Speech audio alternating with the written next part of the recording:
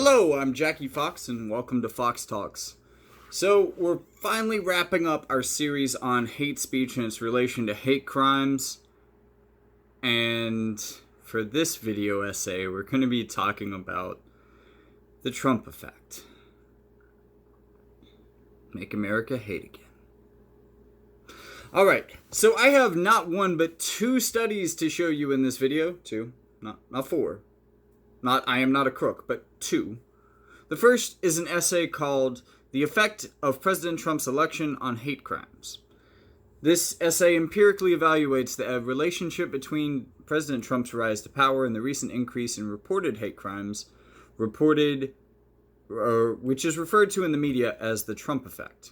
In 2016 and 2017, a number of hate crime victims have described being targeted by perpetrators who explicitly referenced Trump during the attack.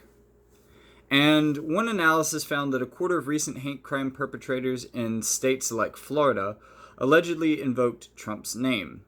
In Boston, two men returning home from a Red Sox game came upon a homeless Mexican immigrant sleeping near a train station. They proceeded to beat the man with a metal pipe, urinated on him, used racial slurs during the attack. When police apprehended the men shortly thereafter, one of them told the arresting officer, quote, "Donald Trump was right. All these illegals need to be deported."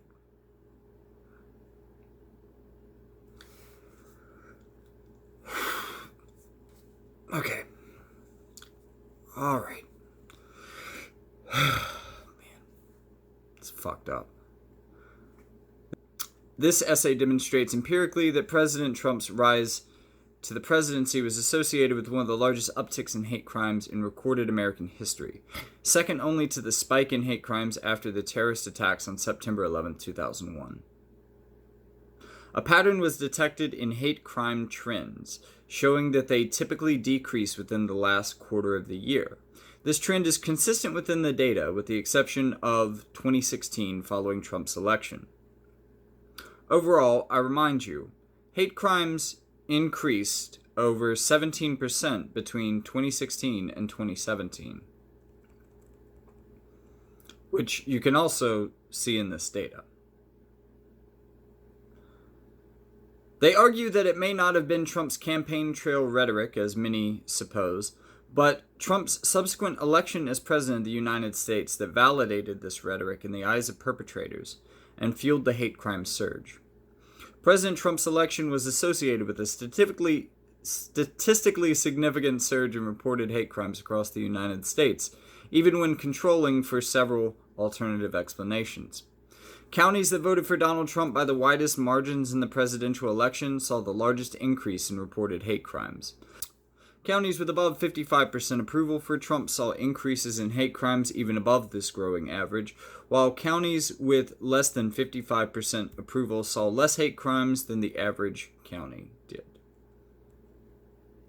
In this study, I found a reference to a study that uses the same data, which is actually the FBI data that I used in my previous video, and was carried out by the same people as the German study I talked about in the free speech video. Naturally, this was too good to pass up. This particular study was called Making America Hate Again? Twitter and Hate Crime Under Trump. In the abstract, they say, social media has come under increasing scrutiny for reinforcing people's pre-existing viewpoints, which, it is argued, can create information echo chambers. We investigate whether social media motivates real-life action with a focus on hate crimes in the United States. We show that the rise in anti-Muslim hate crime since Donald Trump's presidential campaign has been concentrated in counties with high Twitter usage, consistent with the role for social media. Trump's tweets on Islam-related topics are highly correlated with anti-Muslim crime after, but not before, the start of his presidential campaign, and are uncorrelated with other types of hate crimes. These patterns stand out in a historical comparison. Counties with many Twitter users today did not consistently experience more anti-Muslim hate crimes during previous presidencies. In the study, they examined the effects of Trump's anti-Muslim rhetoric on Twitter and find a high correlation between high Twitter usage in specific counties since Trump's election and corresponding spikes in anti-Muslim hate crimes using the FBI data I referenced in Hate Crimes in America. This illustration also shows that the same increases didn't occur in places with low Twitter usage. They also find that this is a trend not reflected even in the same places during other presidencies.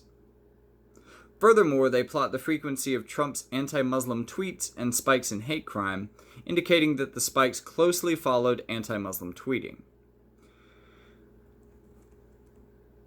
They also note these spikes and correlations aren't present in other types of hate crimes, indicating that this isn't just a general rise, but one that is specifically tied to his tweets.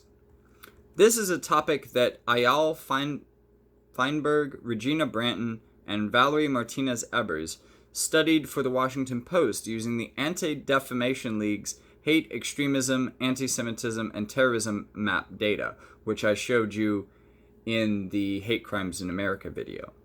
They examined whether there was a correlation between the counties that hosted one of Trump's 275 presidential campaign rallies in 2016 and increased incidents of hate crimes in subsequent months. To test this, they aggregated hate crime incident data and Trump rally data on the county level and then used statistical tools to estimate a rally's impact. They included controls for factors such as county's crime rates, its number of active hate groups, and its minority populations, its percentage of college educations, its location within the country, and the month when the rallies occurred. They found that counties that hosted 2016 Trump campaign rallies saw, on average, a 226% increase in reported hate crimes over comparable counties that did not host such a rally. To bring this full circle, Trump has referenced Muslim immigration in Germany in his tweets. And both of the tweets that I'm going to show you are lies. In fact, crime in Germany is at a record low, despite an increase in hate crimes primarily against immigrants. Quoting a German source, nationwide, there was a total of 5.55 million criminal offenses recorded in 2018, a decrease of 3.6% compared to the previous year. That's the lowest level since records began in 1992-1993, just after the reunification of Germany in 1990. The new figures show recorded crime dropped in all states last year, apart from one. In 2017, police crime statistics, which were what I referenced in the Hate Crimes in Germany video, had shown that there was a total of 5.76 million crimes, a drop of 9.6% from the previous year, making it the sharpest decline in nearly 25 years. Not only was crime not going up in Germany, it was actually currently experiencing a record decrease. Okay, so now that we've finally taken this whole series full circle, I want to ask you the question. After seeing all this data about how certain figures on social media have statistically increased the frequency of hate crimes around the country and around the world, and after showing that in several different studies, all studying hate crimes, after showing you all of this evidence over the course of, 4 videos now, can we finally admit that maybe it's the right thing for a platform to do to start banning some of these people? I mean, even if it weren't just hate crimes. Going back another video, we have the whole issue with Russian trolls. If platforms couldn't ban these people, then we would certainly be awash with misinformation, even more than we already are. I mean, it's a pretty consistently bad problem just without bad actors on social media. So once you start introducing people whose primary intention it is to misinform you, you have a recipe for disaster. It seems like the biggest kryptonite for democracy is an uninformed populace. But perhaps it's even worse to have a misinformed populace. For example, there are many graphs that show that there is a very high correlation between people who think that white people are being discriminated against all over the world, which I didn't look up any evidence to see whether or not this is a thing, but they seem to run all the most wealthy companies, be some of the wealthiest people and families in the world. 44 and a half U.S. presidents have been white men. Most of our senators and Congress people are also white. So I don't really know who's discriminating against white people.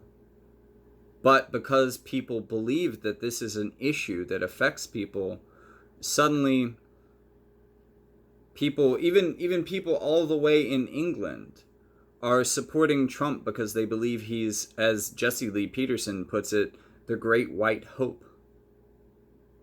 My point is that even if it's not just hate speech verifiably leading to real-world violence or increasing the type of violence that we see, for example, encouraging someone in Charlottesville to run a car into a crowd of protesters, even if it's just misinformation, can we really vote responsibly if our populations are so massively misinformed?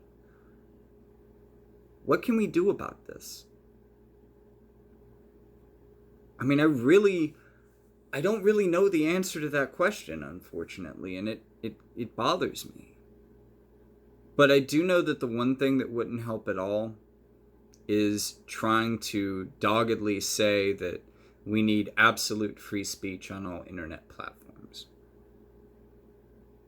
And I've heard that argument a lot, and I've had a lot of people ad hom me in discussions and debates, saying that I don't believe in the freedom of speech, and I absolutely do. But I also believe that with that great power comes great responsibility, not only to ourselves and others, people inside of our nation and people outside of our nation. So, I guess I'll end this series of videos on a high note.